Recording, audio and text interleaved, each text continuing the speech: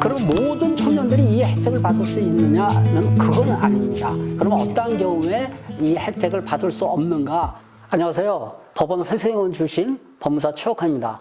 최근에 이제 서울회생법원은 청년이라든지 사회적 보호가 필요한 계층에 속하는 채무자들을 위해 가지고 원금을 전부 변제하지 못했다고 하더라도 3년 미만 변제 기간을 허용하는 내용의 실무 준칙을 제정해서 시행을 하고 있는데요. 원래 이 지금 채무자 회생법상에서도 36개월 미만으로도 얼마든지 할 수가 있거든요. 그런데 원칙적으로 36개월만을 하는 것으로 법원에서는 실무를 운영을 해왔습니다. 그런데 이번에 법원에서는 청년이라든지 이런 사회적 보호 필요한 사회적 약자라고 볼 수가 있겠죠. 이런 분들을 위해서 이제 다시 준칙을 개정을 했는데요. 오늘은 그 중에서 청년의 개인회생을 신청을 할 경우에는 어떠한 진짜 혜택이라면 혜택이라는 것이 있는지 한번 보겠습니다. 모든 청년들이 이 혜택을 보는 것은 아니고요. 서울회생법원 인터넷 사이트 있지 않습니까? 홈페이지 거기 가시게 되면은 이제 보도자료가 있습니다. 이 보도자료를 보시게 되면 아주 자세하게 나와 있는데요. 2021년 9월 16일자 보도자료를 보게 되면은 요거 자세하게 나와 있는데 제가 그 구체적인 기준에 대해서 한번 말씀드리겠습니다.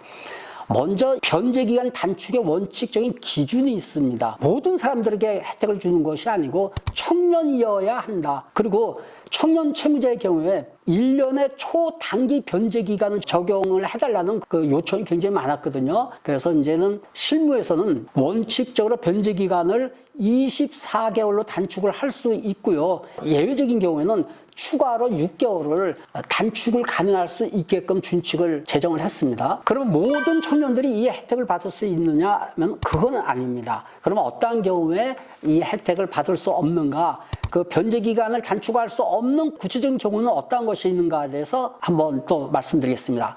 채무 발생 원인 관련해 가지고 도박이라든지 사행성 게임 또는 주식이라든지 가상화폐 같은 이런 투기성 소비를 했을 경우에는 안 됩니다. 그리고 변제율이 20% 미만인 경우에 이러한 경우에도 변제 기간을 단축할 수 없고요.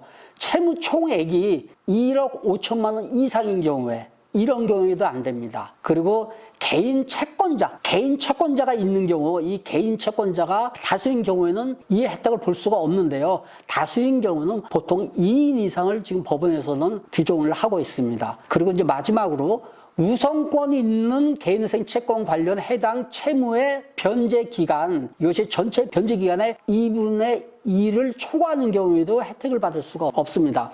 우선권이 있는 거, 재세공과금이라든지 4대 보험이라든지 이러한 것을 변제하기 위한 기간이 2분의 2를 넘을 경우에는 혜택을 받을 수가 없습니다. 그리고 이제 지금은 소상공인 채무자에 대해서도 많은 토론이 있다고 했는데요. 서울회생법원에서는 청년 채무자에 한해서만 이 준칙을 적용을 하고 있고요. 그리고 하나 유의해야 될 사항이 있습니다. 모든 청년 채무자에게 이 준칙을 적용하는 것이 아니라 각 재판부 또 구체적인 개별적인 사안에 따라서 다릅니다. 그러니까는 모든 청년 채무자가 이 준칙에 적용을 받지는 않습니다.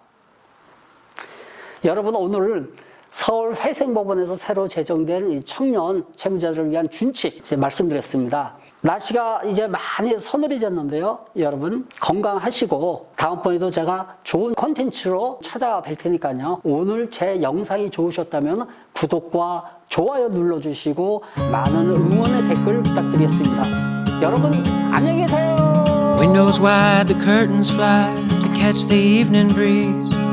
Without you here to keep me warm, believe I'd rather freeze.